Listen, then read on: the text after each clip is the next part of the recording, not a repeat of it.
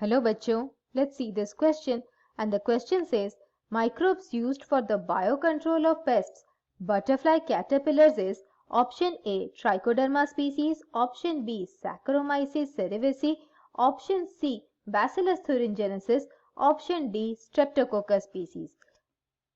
हमारा क्वेश्चन यहाँ पर ये पूछ रहा है कि माइक्रोब जो यूज होते हैं बायोकंट्रोल पेस्ट्स के लिए और वो पेस्ट हैं बटरफ्लाई कैटरपिलर्स, उनके लिए कौन से ऑर्गेनिजम्स यूज किए जाते हैं। और ऑप्शंस दिए गए हैं, पहला ट्राइकोडर्मा स्पीसीज, दूसरा सैकरोमाइसिस सेरेविसी, तीसरा बैसिलस thuringiensis और चौथा स्ट्रेप्टोकोकस स्पीसीज। की कॉन्सेप्ट इस क्वेश्चन के लिए ये रहेंगे कि बायोलॉजिकल पेस्ट कंट्रोल कैसे होता है, इनमें कौन कौन से माइक्रो ऑर्गेनिजम्स यूज किए जाते हैं और बटरफ्लाई कैटरपिलर्स के लिए कौन से माइक्रोब्स यूज किए जाते हैं। बायोलॉजिकल पेस्ट कंट्रोल का कॉन्सेप्ट कन्वेंशनल फार्मिंग में क्यों आया। बायोलॉजिकल पेस्ट कंट्रोल में ये फायदा होता है कि यहाँ पर केमिकल फर्टिलाइजर्स और पेस्टिसाइड्स यूज नहीं होती हैं, जिसकी वजह से हमारे प्रोड्यूस जो होते हैं वो टॉक्सिक नहीं होते हैं और मेजर फायदा ये होता है कि प्रोडक्शन का जो कॉस्ट होता है वो डिक्रीज होता है और ये एनवायरनमेंट को पॉल्यूट भी नहीं करता।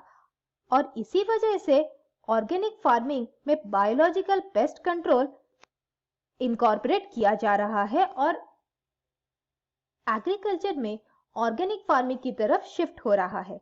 हमें जानना है कि बायो कंट्रोल जो पेस्ट का हो रहा है वो कैसे होता है बटरफ्लाई के कैटरपिलर्स के लिए। बटरफ्लाई का कैटरपिलर्स बहुत सारे प्रोडक्शन लॉस करता है और उसे मिनिमाइज करने के लिए एक माइक्रो ऑर्गेनिज्म यूज किया जाता है। उस माइक्रो ऑर्गेनिज्म का नाम है बैसिलस thuringiensis।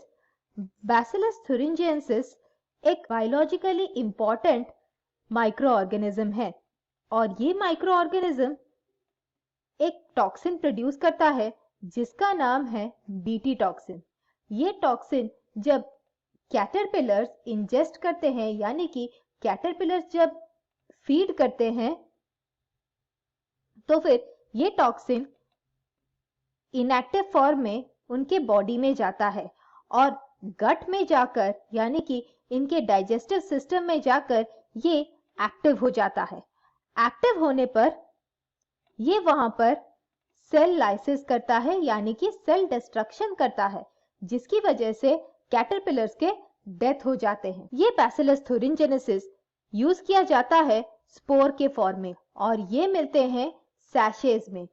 ये सैशेज को लेकर मिक्स किया जाता है पानी में और ये स्प्रे किया जाता है अफेक्टेड ट्रीज पे। अभी रीसेंट जेनेटिक मॉडिफिकेशन के कारण साइंटिस्ट ने ये बीटी टॉक्सिन को इनकॉर्पोरेट किया है प्लांट्स में और बनाया है जेनेटिकली इंजीनियर्ड प्लांट्स, जैसे कि हमारा एग्जाम्पल है बीटी कॉटन। हमारे क्वेश्चन के हिसाब से पूछा गया है कि बायो कंट्रोल पेस्ट बटरफ्लाई के लिए कौन सा है। हमारे आंसर के एक्सप्लेनेशन के हिसाब से हमारा आंसर होगा ऑप्शन सी बैसिलस thuringiensis और यही आंसर है। बाकी ऑप्शंस जो दिए गए हैं स्ट्रेप्टोकोकस स्पीसीज रिस्पॉन्सिबल होता है एंटीबायोटिक्स के फॉर्मेशन के लिए। ऑप्शन बी सैकरोमाइसिस सेरेविसी ये फर्मेंटेशन में यूज होता है और बनाता है अल्कोहल और ब्रेड के लिए, यानी कि ये है हमारा बेकर यीस्ट और ब्रूअर्स यीस्ट। ऑप्शन ए दिया गया है ट्राइकोडर्मा स्पीसीज और ट्राइकोडर्मा स्पीसीज जैसे कि ट्राइकोडर्मा पॉलीस्पोरम ये हेल्प करते हैं बनाने के लिए स्टैटिन्स, जो कि ब्लड कोलेस्टेरॉल लोअरिंग एजेंट्स हैं। I hope you understood the solution. Thank you and all the best.